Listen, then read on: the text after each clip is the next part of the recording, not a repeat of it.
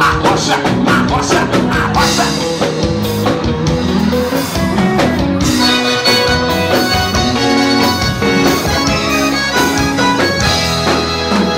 Peguei no seu cabelo, você ficou louca. Falei no ouvidinho, vou beijar a sua boca. Você discou pra mim dizer sou acompanhada.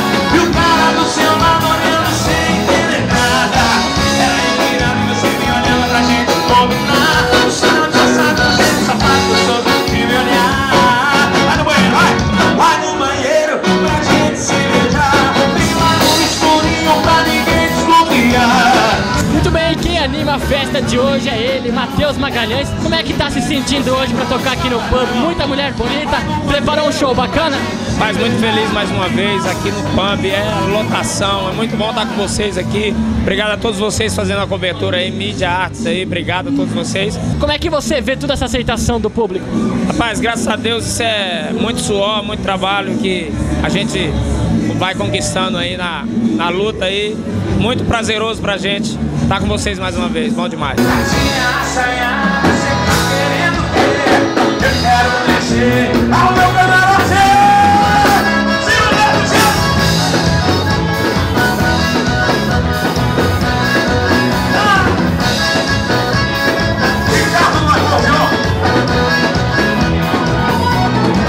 Eu fiquei sabendo que dia 18 vai ter uma feijoada na frente do Casa do Demetrio, é isso? Dia 18 já convidando toda a população de Lucas do Rio Verde, estaremos de volta aí com um grande show, com a banda completa. E esperando todos vocês dia 18 de novembro aí pra gente fazer essa festa todo mundo junto.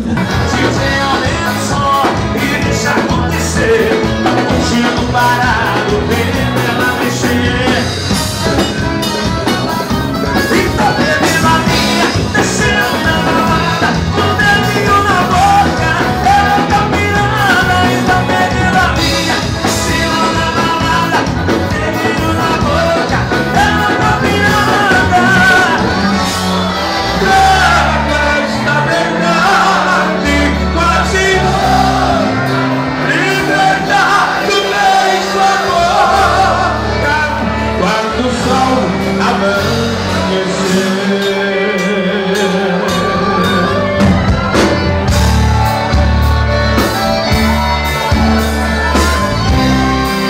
Ai, Ju! Ai! Quero ver! Quero ver! Quero ver!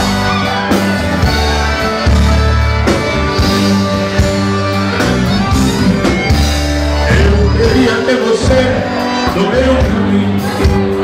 A contar que não estou sozinho.